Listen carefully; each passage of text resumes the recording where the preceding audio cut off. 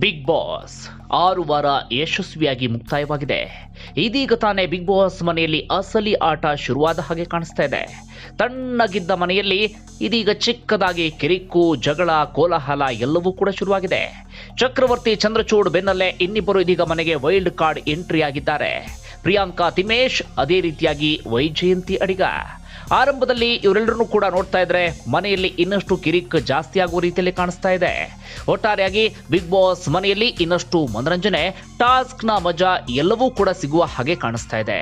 ಇದರ ನಡುವೆ ನಮ್ಮ ವಾಹಿನಿಯ ಕಡೆಯಿಂದ ಒಂದು ಪ್ರಿಡಿಕ್ಷನ್ ಅನ್ನ ಮಾಡಲಾಗ್ತಿದೆ. ಅದೇನಪ್ಪಾ ಅಂದ್ರೆ ಫೈನಲ್ಗೆ ಯಾರ್ಯಾರು ಬರಬಹುದು ಅಂತ. ಅದರಲ್ಲೂ ಕೂಡ ಟಾಪ್ 5 ಸ್ಪರ್ಧಿಗಳು ಯಾರ್ಯಾರು ಇರ್ತಾರೆ, ಯಾರು ಕೊನೆಯದಾಗಿ ಉಳ್ಕೊಳ್ತಾರೆ ಅಂತ. ಈ ಪ್ರಿಡಿಕ್ಷನ್ ಯಾವ ಆಧಾರದ ಮೇಲೆ ಅಂದ್ರೆ ಸೋಷಿಯಲ್ ಮೀಡಿಯಾದಲ್ಲಿ ಜನರಿಂದ ವ್ಯಕ್ತವಾದಂತ ಅಭಿಪ್ರಾಯ, ಹೊರಗಿನ ಜನರ ಒಂದಷ್ಟು ಟಾಕ್ಸ್, ಇದರ ಆಧಾರದ ಮೇಲೆ ಈ ಅಂದಾಜನ್ನ ಮಾಡಲಾಗ್ತಾ ಇದೆ. ಈ ಪ್ರಿಡಿಕ್ಷನ್ ತಪ್ಪು ಅಂತ ಅನ್ಸಿದ್ರೆ ನಿಮಗೋಸ್ಕರ ಕಮೆಂಟ್ ಬಾಕ್ಸ್ ಅನ್ನು ಇಡಲಾಗಿದೆ. ಅದರಲ್ಲಿ ಕಮೆಂಟ್ ಮಾಡಬಹುದು, ನಿಮ್ಮ ಅಭಿಪ್ರಾಯವನ್ನ ಕೂಡ ತಿಳಿಸಬಹುದು. ಅದಕ್ಕೂ ಕೂಡ ಮುಕ್ತವಾದಂತ ಅವಕಾಶವನ್ನು ನೀಡಲಾಗಿದೆ. ಒಟ್ಟಾರೆಯಾಗಿ ಥರ್ಡ್ ಐ ವಾಹಿನಿಯ ಪ್ರಿಡಿಕ್ಷನ್ ಈ ರೀತಿಯಾಗಿದೆ. ನಂಬರ್ 1, ಮಂಜು ಪಾವಗಡ. ಮಂಜು ಪಾವಗಡ ಆರಂಭದಲ್ಲಿ ಬಿಗ್ ಬಾಸ್ ಮನೆಗೆ ಬಂದಾಗ ಹೇಳಿಕೊಳ್ಳುವಂತ ನಿರೀಕ್ಷೆಯೂ ಇರಲಿಲ್ಲ. ಮಜಾ ಭಾರತ ಸೇರಿದಂತೆ ಅಲ್ಲಲ್ಲಿ ಮಂಜು ಪಾವಗಡನ್ನ ಎಲ್ಲರೂ ಕೂಡ ನೋಡಿದ್ರು. ಆದರೆ ಅಷ್ಟೇನು ನಿರೀಕ್ಷೆಯನ್ನ ಯಾರು ಕೂಡ ಇಟ್ಕೊಂಡಿರಲಿಲ್ಲ. ಆದರೆ ಬಿಗ್ ಬಾಸ್ ಮನೆಗೆ ಬರ್ತಾ ಇದ್ದ ಹಾಗೆ ಮಂಜು ಪಾವಗಡ ತಮ್ಮ ಅಸಲಿ ಆಟವನ್ನ ಶುರು ಮಾಡ್ಕೊಳ್ತಾರೆ. ಅದರಲ್ಲೂ ಕೂಡ ಅವರ ಪ್ರತಿಭೆ ಅಥವಾ ಅವರ ಸ್ಟ್ರೆಂತ್ ಆಗಿರುವಂತಹ ಕಾಮಿಡಿಯನ್ನ ಮನೆ ತುಂಬಾ ಹರಿಸೋದಿಕ್ಕೆ ಶುರು ಮಾಡ್ಕೊಳ್ತಾರೆ. ಒಂದು ರೀತಿಯಲ್ಲಿ ಮಂಜು ಪಾವಗಡ ದೊಡ್ಡ ಸ್ಟ್ರೆಂತ್ ಅಂದ್ರೆ ಕಾಮಿಡಿ. ಆ ಕಾಮಿಡಿಯನ್ನ ಬಹಳ ಅದ್ಭುತವಾಗಿಯೇ ಮನೆಯಲ್ಲಿ ಪ್ರಯೋಗವನ್ನ ಮಾಡ್ತಾ ಇದ್ದಾರೆ. ಜೊತೆಗೆ ಟಾಸ್ಕ್ ನಲ್ಲಿ ಮಂಜು ಪಾವಗಡರನ್ನ ಮೀರಿಸೋರು ಯಾರೂ ಇಲ್ಲ ಎನ್ನುವ ರೀತಿಯಲ್ಲಿ ಮಂಜು ಪಾವಗಡ ಕೂಡ ಇದೀಗ ಆಟ ಆಡ್ತಿದ್ದಾರೆ. ಇತ್ತೀಚಿನ ದಿನಗಳಲ್ಲಿ ಮಂಜು ಪಾವಗಡ ವಿಚಾರಕ್ಕೂ ಕೂಡ ಒಂದಷ್ಟು ಜನ ಬೇಸರವನ್ನ ವ್ಯಕ್ತಪಡಿಸ್ತಾ ಇದ್ರು. ನಾಟಕ ಮಾಡ್ತಾರೆ, ಬೇರೆ ಬೇರೆ ರೀತಿಯಲ್ಲೂ ಕೂಡ. ಜೊತೆಗೆ ದಿವ್ಯಾ ಸುರೇಶ್ ಹಾಗೆ ಮಂಜು ಪಾವಗಡ ಹೆಚ್ಚಾಗಿ ಒಟ್ಟಿಗೆ ಇರ್ತಾರೆ. ಇದನ್ನು ಕೂಡ ನಮ್ಗೆ ನೋಡೋಕ್ಕಾಗ್ತಿಲ್ಲ ಅಂತ ಒಂದಷ್ಟು ಜನ ಅಭಿಪ್ರಾಯವನ್ನು ಕೂಡ ವ್ಯಕ್ತಪಡಿಸ್ತಾ ಇದ್ರು. ಜೊತೆಗೆ ಪ್ರಶಾಂತ್ ಸಂಬರ್ಗಿ ಜೊತೆಗಿನ ಗಲಾಟೆ, ಮನೆಯಲ್ಲಿ ಒಂದಷ್ಟು ಜನರ ಜೊತೆಗಿನ ಕಿರಿಕು, ಇದೆಲ್ಲವೂ ಕೂಡ ಸಹಜವಾಗಿ ನಡೀತಾ ಇದೆ. ಆದ್ರೆ ಇದೆಲ್ಲದರ ಹೊರತಾಗಿಯೂ ಕೂಡ ಮಂಜು ಪಾವಗಡ ಬಿಗ್ ಬಾಸ್ ಮನೆಯಲ್ಲಿ ಬೆಸ್ಟ್ ಎಂಟರ್ಟೈನರ್ ಅಂತ ಕರೆಸ್ಕೊಳ್ತಾ ಇದ್ದಾರೆ. ಅಷ್ಟು ಮಾತ್ರ ಅಲ್ಲ, ಬೆಸ್ಟ್ ಆಟ ಬಂದ ಸಂದರ್ಭದಲ್ಲಿ ಎಲ್ಲರೂ ಕೂಡ ಮಂಜು ಪಾವಗಡ ಕಡೆಗೆ ಬೆರಳು ಮಾಡಿ ತೋರಿಸ್ತಾರೆ. ಹಾಗೆ ಬೆಸ್ಟ್ ಎಂಟರ್ಟೈನರ್ ಅಂತ ಬಂದ ಸಂದರ್ಭದಲ್ಲೂ ಕೂಡ ಎಲ್ಲರೂ ಮಂಜು ಪಾವಗಡ ಹೆಸರನ್ನ ಹೇಳ್ತಾ ಇದ್ದಾರೆ. ಇತ್ತೀಚೆಗಷ್ಟೇ ಸುದೀಪ್ ಅವರು ಕೂಡ ಒಂದಷ್ಟು ವಿಚಾರಕ್ಕೆ ಸಂಬಂಧಪಟ್ಟ ಹಾಗೆ ಮಂಜು ಪಾವಗಡ ಕಣ್ತೆರಿಸುವಂತ ಕೆಲಸವನ್ನ ಮಾಡಿದ್ರು. ಇದೆಲ್ಲವನ್ನೂ ಕೂಡ ನೋಡ್ತಾ ಇದ್ರೆ ಜೊತೆಗೆ ಮಂಜು ಪಾವಗಡ ಬ್ಯಾಕ್ ಗ್ರೌಂಡ್ ಅನ್ನು ಕೂಡ ನೋಡ್ತಾ ಇದ್ರೆ ತುಂಬಾ ಪ್ರಾಮಾಣಿಕ ವ್ಯಕ್ತಿ ಅಂತ ಕೂಡ ಕರೆಯಲಾಗ್ತಿದೆ. ಅದೇ ರೀತಿಯಾಗಿ ಬಡತನದಲ್ಲಿ ಹುಟ್ಟಿ ಬೆಳೆದಂತಹ ಪ್ರತಿಭೆ ಕೂಡ ಹೌದು. ಈ ಕಾರಣಕ್ಕಾಗಿ ಮಂಜು ಪಾವಗಡ ಇನ್ನಷ್ಟು ಉತ್ತಮ ಆಟದ ಮೂಲಕ ಬಿಗ್ ಬಾಸ್ ಮನೆಯಲ್ಲಿ ಇನ್ನಷ್ಟು ರೀತಿಯಲ್ಲಿ ಗಮನ ಸೆಳೆಯುವಂತ ಸಾಧ್ಯತೆ ಇದೆ. ಹೀಗಾಗಿ ನಮ್ಮ ಪ್ರಿಡಿಕ್ಷನ್ ಪ್ರಕಾರ ಟಾಪ್ 1 ಸ್ಪರ್ಧಿಯಾಗಿ ಮಂಜು ಪಾವಗಡ ಕಾಣಿಸ್ಕೊಳ್ತಾ ಇದ್ದಾರೆ. ಆದ್ರೆ ಬಿಗ್ ಬಾಸ್ ಟ್ರೋಫಿಯನ್ನ ಎತ್ತರ ಗೊತ್ತಿಲ್ಲ. ಅದೆಲ್ಲದಕ್ಕೂ ಕೂಡ ಕಾಲವೇ ಉತ್ತರವನ್ನ ಕೊಡಬೇಕಾಗತ್ತೆ. Number 2, KP Aravind Bigg Boss ಮನೆಗೆ ಎಂಟ್ರಿ ಕೊಟ್ಟ ಸಂದರ್ಭದಲ್ಲಿ ಬಹುತೇಕರಿಗೆ ಅರವಿಂದ್ ಯಾರು ಅಂತ ಗೊತ್ತಿರಲಿಲ್ಲ. ಕಾರಣ ಬಿಗ್ ಬಾಸ್ ಮನೆಯಲ್ಲಿ ಸಾಧಾರಣವಾಗಿ ನಾವು ಸಿನಿಮಾದಲ್ಲಿ ಇದ್ದವರು, ಸೀರಿಯಲ್ ನಲ್ಲಿ ಇದ್ದವರು ಅಥವಾ ಇನ್ಯಾವುದಾದ್ರೂ ಮನರಂಜನಾ ಕ್ಷೇತ್ರದಲ್ಲಿ ಇದ್ದಂಥವ್ರು ಇರ್ತಾ ಇದ್ರು. ಆದ್ರೆ ಅರವಿಂದ್ ಇದ್ಯಾವುದಕ್ಕೂ ಕೂಡ ಸಂಬಂಧಪಟ್ಟವರಲ್ಲ. ಆದ್ರೆ ಅವರ ಕ್ಷೇತ್ರ ಇದೆಯಲ್ಲ ಮೋಟಾರ್ ರೇಸ್, ಆ ಮೋಟಾರ್ ರೇಸ್ಗೆ ಸಂಬಂಧಪಟ್ಟ ಹಾಗೆ ಕೂಡ ಸಾಕಷ್ಟು ಫಾಲೋವರ್ಸ್ ಇದ್ದಾರೆ, ಸಾಕಷ್ಟು ಅಭಿಮಾನಿಗಳು ಕೂಡ ಇದ್ದಾರೆ. ಅವರದ್ದೇ ಕ್ಷೇತ್ರದಲ್ಲಿ ತುಂಬಾ ದೊಡ್ಡ ಮಟ್ಟದಲ್ಲಿ ಅರವಿಂದ್ ಗುರುತಿಸಿಕೊಂಡಿದ್ದಾರೆ. ಈ ಕಾರಣಕ್ಕಾಗಿ ಬಿಗ್ ಬಾಸ್ ಎನ್ನುವಂತ ಬಹುದೊಡ್ಡ ವೇದಿಕೆ ಅರವಿಂದ್ KP ಅವರಿಗೆ ಸಿಕ್ಕಿದೆ. ಅರವಿಂದ್ ಮನೆಗೆ ಎಂಟ್ರಿ ಕೊಟ್ಟ ಸಂದರ್ಭದಲ್ಲೂ ಕೂಡ ಹೇಳಿಕೊಳ್ಳುವಂತ ನಿರೀಕ್ಷೆ ಇರಲಿಲ್ಲ. ಯಾರು ಕೂಡ ಅರವಿಂದ್ ಅವರಿಂದ ಈ ಮಟ್ಟಿಗಿನ ಪ್ರದರ್ಶನವನ್ನ ನಿರೀಕ್ಷೆ ಮಾಡಿರಲಿಲ್ಲ. ಅರವಿಂದ್ ಕೂಡ ಆರಂಭದ ಒಂದಷ್ಟು ದಿನಗಳಲ್ಲಿ ಸಿಕ್ಕಾಪಟ್ಟೆ ಸೈಲೆಂಟ್ ಆಗಿ ಸಾಫ್ಟ್ ನೇಚರ್ ಮೂಲಕ ತಮ್ಮನ್ನು ತಾವು ಗುರುತಿಸಿಕೊಳ್ತಾ ಇದ್ರು. ಆದ್ರೆ ಇತ್ತೀಚಿನ ದಿನಗಳಲ್ಲಿ ಅರವಿಂದ್ KP ಅವರ ಅಸಲಿ ಆಟ ಶುರುವಾಗಿದೆ. ಹಾಗಾದ್ರೆ ಅರವಿಂದ್ ಅವರ ಸ್ಟ್ರೆಂತ್ ಯಾವುದು ಅಂತ ನೋಡ್ತಾ ಹೋಗೋದಾದ್ರೆ ಅರವಿಂದ್ ಅವರ ಪ್ರಮುಖ ಸ್ಟ್ರೆಂತ್ ಟಾಸ್ಕ್ಗಳಲ್ಲಿ ಸಿಕ್ಕಾಪಟ್ಟೆ ಸಕ್ರಿಯರಾಗಿ ಭಾಗಿಯಾಗ್ತಾರೆ. ಟಾಸ್ಕ್ಗಳನ್ನ ಗೆಲ್ಲುವಂತಹ ಛಾತಿ ಇದೆ. ಅಷ್ಟು ಮಾತ್ರ ಅಲ್ಲ, ಅರವಿಂದ್ ಅವರಿಂದ ಏನು ಮನರಂಜನೆಯನ್ನ ನಾವು ನಿರೀಕ್ಷೆ ಮಾಡೋದಕ್ಕೆ ಸಾಧ್ಯನೇ ಇಲ್ಲ ಅಂತ ಅಂದ್ಕೊಂಡಿದ್ರು. ಆದ್ರೆ ಹುಲಿ ಡ್ಯಾನ್ಸ್ ಮಾಡುವ ಮೂಲಕ ನಾನು ಬೆಸ್ಟ್ ಎಂಟರ್ಟೈನರ್ ಕೂಡ ಹೌದು ಅನ್ನೋದನ್ನ ಪ್ರೂವ್ ಮಾಡಿದ್ರು. ಅಷ್ಟು ಮಾತ್ರ ಅಲ್ಲ, ಬೇರೆ ಬೇರೆ ರೀತಿಯಲ್ಲೂ ಕೂಡ ಮನೆಯಲ್ಲಿ ಆದಷ್ಟು ಮನರಂಜನೆಯನ್ನ ಕೊಡುವಂತ ಪ್ರಯತ್ನವನ್ನ ಮಾಡ್ತಿದ್ದಾರೆ. ಅದೇ ರೀತಿಯಾಗಿ ಮನೆಯಲ್ಲಿ ಎಲ್ಲರ ಜೊತೆಗೆ ಬೆರೆಯುವಂತಹ ಉತ್ತಮ ಗುಣ ಕೂಡ ಅರವಿಂದ್ ಅವರಿಗೆ ಇದೆ. ಆದ್ರೆ ಇತ್ತೀಚಿನ ದಿನಗಳಲ್ಲಿ ಒಂದಷ್ಟು ಕಿರಿಕು, ಗಲಾಟೆ, ಪ್ರಶಾಂತ್ ಸಂಬರ್ಗಿ ಅವರ ಜೊತೆಗೆ ಬೇರೆ ಬೇರೆ ರೀತಿಯಲ್ಲಿ ಒಂದಷ್ಟು ಜಟಾಪಟಿ ಕಿತಾಪಟಿ ಇದೆಲ್ಲವೂ ಕೂಡ ಆಗಾಗ ಸದ್ದು ಮಾಡ್ತಾ ಇದೆ. ಆ ವಿಚಾರಕ್ಕೆ ಸಂಬಂಧಪಟ್ಟ ಒಂದಷ್ಟು ಜನ ಅರವಿಂದ್ ಕೆಪಿ ಅವರನ್ನ ವಿರೋಧಿಸ್ತಾ ಇದ್ದಾರೆ. ಅದರಲ್ಲೂ ಕೂಡ ಅರವಿಂದ್ ಕೆಪಿ ಹೆಚ್ಚಾಗಿ ಸುದ್ದಿ ಆಗ್ತಿರೋದು ದಿವ್ಯಾ ಉರುಡುಗ ಜೊತೆಗೆ ಹೆಚ್ಚಾಗಿ ಕಾಣಿಸ್ಕೊಳ್ತಾರೆ ಎನ್ನುವಂತಹ ಕಾರಣಕ್ಕಾಗಿ. ಹಾಗೆ ಬಿಗ್ ಬಾಸ್ ಮನೆಯಲ್ಲಿ ನೋಡಿದವರಿಗೆಲ್ಲರಿಗೂ ಕೂಡ ಗೊತ್ತಿರುತ್ತೆ, ಬಹುತೇಕ ಸಮಯವನ್ನು ಅವರು ದಿವ್ಯಾ ಉರುಡುಗ ಜೊತೆಗೆ ಕಳೀತಾ ಇದ್ದಾರೆ. ಅದನ್ನ ಮೈನಸ್ ಪಾಯಿಂಟ್ ಅಂತ ಕೂಡ ಹೇಳೋದಕ್ಕೆ ಸಾಧ್ಯ ಇಲ್ಲ. ಒಟ್ಟಾರೆಯಾಗಿ ಅರವಿಂದ್ ಕೆಪಿ ನಮ್ಮ ಪ್ರಿಡಿಕ್ಷನ್ ಪ್ರಕಾರ ಟಾಪ್ 2 ಸ್ಪರ್ಧಿಯಾಗಿ ಬಿಗ್ ಬಾಸ್ ಮನೆಯಲ್ಲಿ ಕಾಣಿಸ್ಕೊಳ್ತಾರೆ. ಹಾಗಂದ ಮಾತ್ರಕ್ಕೆ ಟ್ರೋಫಿ ಗೆಲ್ತಾರಾ ಗೊತ್ತಿಲ್ಲ. ಇದಕ್ಕೂ ಕೂಡ ಒನ್ಸ್ ಅಗೇನ್ ಕಾಲವೇ ಉತ್ತರ ಕೊಡಬೇಕಾಗತ್ತೆ.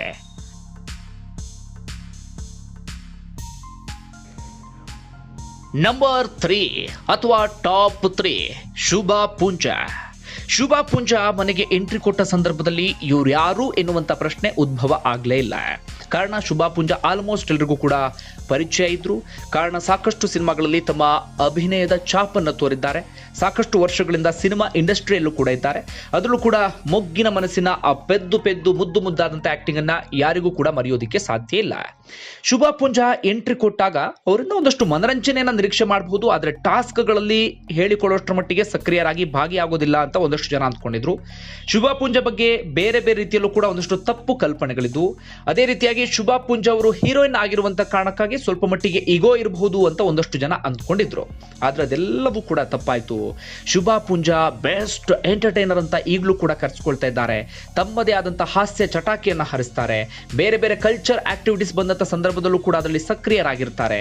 ಹಾಗೆ ಬೇರೆ ಬೇರೆ ರೀತಿಯಲ್ಲೂ ಕೂಡ ಮನರಂಜನೆಯಲ್ಲಿ ಮಸ್ತ್ ಆದಂತಹ ಮನರಂಜನೆಯನ್ನ ಕೊಡ್ತಾರೆ. ಚಿಕ್ಕ ಮಕ್ಕಳ ತರ ಆಕ್ಟ್ ಮಾಡುವ ಮೂಲಕ ಎಲ್ಲರನ್ನೂ ಖುಷಿ ಪಡಿಸುವಂತ ಕೆಲಸವನ್ನ ಮಾಡ್ತಿದ್ದಾರೆ.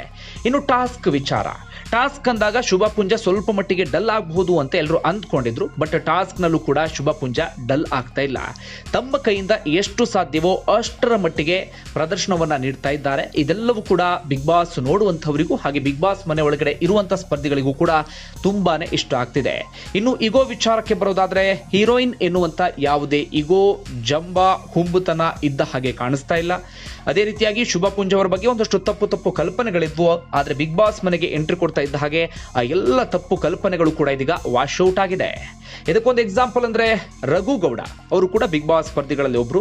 ರಘುಗೌಡ ಕೂಡ ಒಂದು ಮಾತನ್ನ ಹೇಳಿದ್ರು ಶುಭಾ ಪೂಂಜಾ ಅವರಿಗೆ. ನಾವು ಹೊರಗಡೆ ನೋಡಿದಾಗ ಬಿಗ್ ಸ್ಕ್ರೀನ್ ಅಲ್ಲಿ ನೋಡಿದಾಗ ನಿಮ್ಮ ಬಗ್ಗೆ ಬೇರೆ ರೀತಿಯಾದಂತಹ ಅಭಿಪ್ರಾಯ ಇತ್ತು, ಬಟ್ ನನಗೆ ಆ ಅಭಿಪ್ರಾಯ ಎಲ್ಲವೂ ಕೂಡ ಹೋಯ್ತು ಅಂತ ಹೇಳಿ.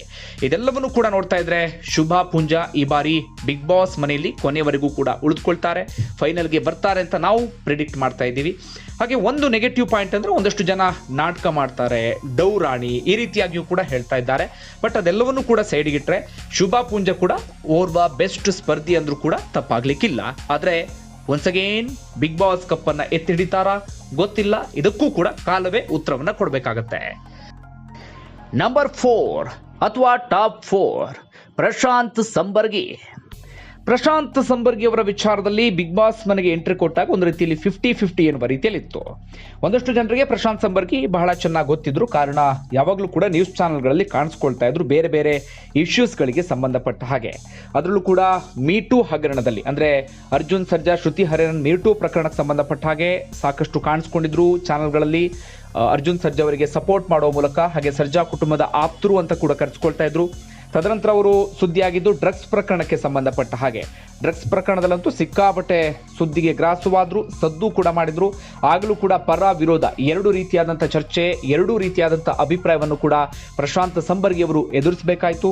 ಅಷ್ಟು ಮಾತ್ರ ಅಲ್ಲ, ಈ ರಾಷ್ಟ್ರೀಯವಾದ ವಿಚಾರ, ಪ್ರಗತಿಪರ ವಿಚಾರಕ್ಕೆ ಸಂಬಂಧಪಟ್ಟ ಹಾಗೆ ಕೂಡ ನಾನು ರಾಷ್ಟ್ರೀಯವಾದಿ ಅಂತ ಕರೆಸಿಕೊಳ್ಳುವ ಮೂಲಕವೂ ಕೂಡ ಪ್ರಶಾಂತ್ ಸಂಬರ್ಗಿ ಸುದ್ದಿಯಾಗಿದ್ರು.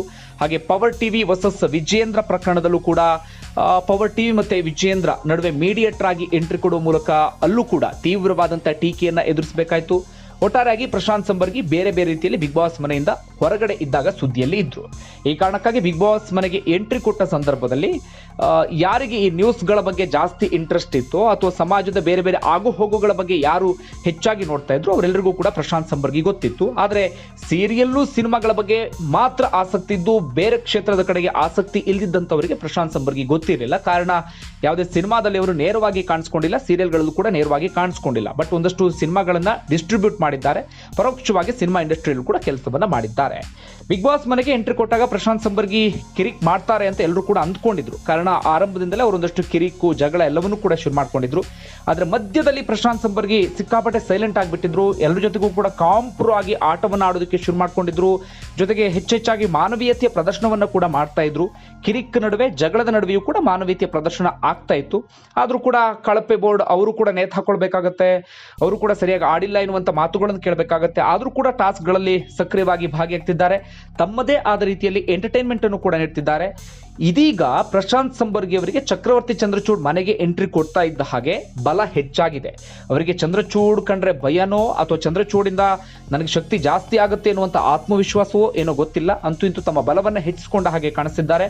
ಸೊ ಚಕ್ರವರ್ತಿ ಚಂದ್ರಚೂಡ್ ಕೂಡ ಇದೀಗ ಪ್ರಶಾಂತ್ ಸಂಬರ್ಗಿ ಅವರಿಗೆ ಸಪೋರ್ಟ್ ಮಾಡ್ತಿರುವ ಕಾರಣಕ್ಕಾಗಿ ಪ್ರಶಾಂತ್ ಸಂಬರ್ಗಿ ಕೂಡ ಬಿಗ್ ಬಾಸ್ ಮನೆಯಲ್ಲಿ ಕೊನೆಯವರೆಗೆ ಉಳಿದುಕೊಳ್ತಾರೆ.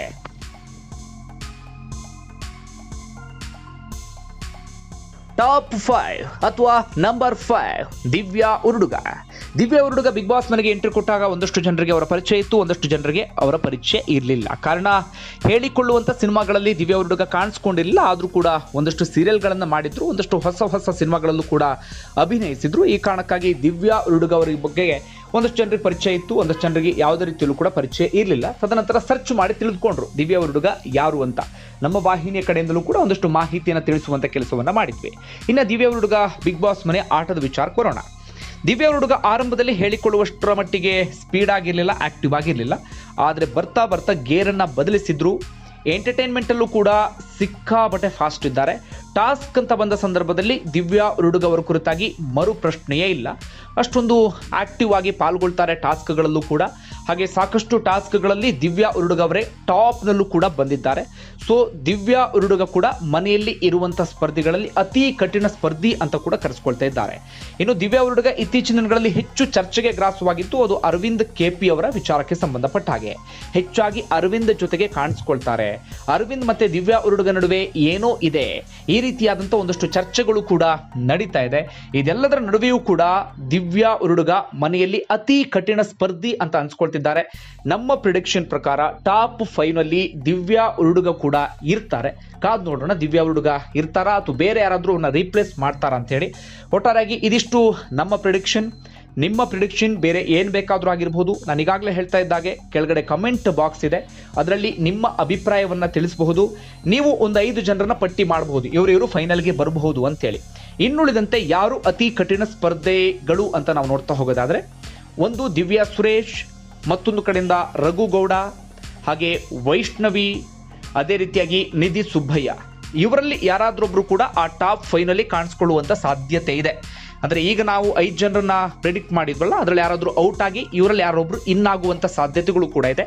ಇನ್ನುಳಿದಂತೆ ಈಗಾಗಲೇ ವೈಲ್ಡ್ ಕಾರ್ಡ್ ಸ್ಪರ್ಧಿಗಳು ಸಾಧಾರಣವಾಗಿ ಫೈನಲ್ವರೆಗೂ ಬರ್ತಾರೆ, ಬಟ್ ಚಾನ್ಸಸ್ ಕಡಿಮೆ. ಯಾಕಂದರೆ ಇವರೆಲ್ಲರೂ ಕೂಡ 35-36 ದಿನ ಇದ್ರು. ಆನಂತರ ಅವ್ರು ಎಂಟ್ರಿ ಕೊಟ್ಟಂಥ ಕಾರಣಕ್ಕಾಗಿ ಇವರೆಲ್ಲರೂ ಕೂಡ ಫೈನಲ್ವರೆಗೆ ಬರ್ತಾರೋ ಇಲ್ವೋ ಗೊತ್ತಿಲ್ಲ. ಹಾಗೆ ವೈಲ್ಡ್ ಕಾರ್ಡ್ ಸ್ಪರ್ಧಿ ಆಗಿರುವಂಥ ಚಕ್ರವರ್ತಿ ಚಂದ್ರಚೂಡ್ ಬಗ್ಗೆ ಒಂದಷ್ಟು ಚೆನ್ನಾಗಿ ಗೊತ್ತಾಗಿದೆ ಹೇಗೆ ಆಡ್ತಾರೆ ಅಂತೇಳಿ. ಮತ್ತಿಬ್ಬರ ಬಗ್ಗೆ ಇನ್ನೂ ಕೂಡ ತಿಳ್ಕೊಳ್ಬೇಕು ಅಷ್ಟೇ. ಹೀಗಾಗಿ ಕಾದು ನೋಡೋಣ. ನಿಮ್ಮ ಅಭಿಪ್ರಾಯವನ್ನು ತಿಳಿಸೋದಕ್ಕೂ ಕೂಡ ಮುಕ್ತ ಅವಕಾಶ ಇದೆ.